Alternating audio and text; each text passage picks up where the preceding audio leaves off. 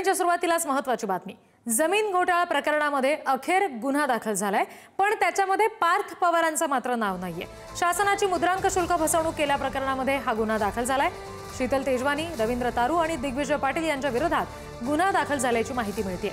पार्थ पवारांवर गुन्हा का दाखल नाही असा प्रश्न आता विरोधक विचारतायत।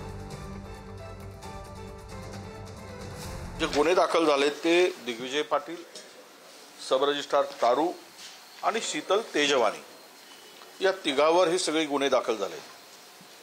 मूळ आरोपी त्याला वाचवण्याचा प्रयत्न या ठिकाणी असल्याचं दिसतोय।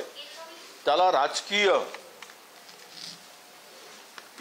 सपोर्ट, आशीर्वाद हे या ठिकाणी आम्हाला सरकारच्या एकूण या प्रकरणामध्ये दिसतोय। पार्थ पवार यांना जमीन प्रकरणामध्ये क्लीन चिट मिळाली आहे का असा प्रश्न आता यानंतर उपस्थित होतोय, कारण जो गुन्हा दाखल झालाय त्याच्यावर पार्थ पवार किंवा त्यांच्या कंपनीचं नाव नाही, ते वगळलं गेलेलं आहे। त्याच्यामुळे आता अनेक प्रश्न उपस्थित केले जात आहेत। ठाकरेंच्या शिवसेनेचे अंबादास दानवे यांनी सुद्धा या सगळ्या संदर्भात प्रश्न उपस्थित केलेले आहेत, आपल्याला माहिती आहे। आणि त्याच्यामुळे आता विरोधकांनी आता हे प्रकरण लावून धरलेलं आहे। नेमका कुणाकुणावर गुन्हे दाखल झालेले आहेत आतापर्यंत या प्रकरणामध्ये बघूयात। दिग्विजय पाटील, शीतल तेजवानी, रवींद्र तारू यांच्यावर गुन्हे दाखल झालेले आहेत।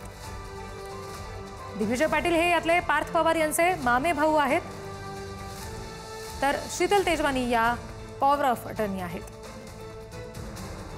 जमीन खरेदीचा व्यवहार शीतल यांनी केल्याचा आरोप आहे। गुन्हा दाखल झालेले रवींद्र तारू सब रजिस्ट्रार आहेत। सध्या या सगळ्या संदर्भात बोलण्यासाठी ठाकरेंच्या शिवसेनेच्या नेत्या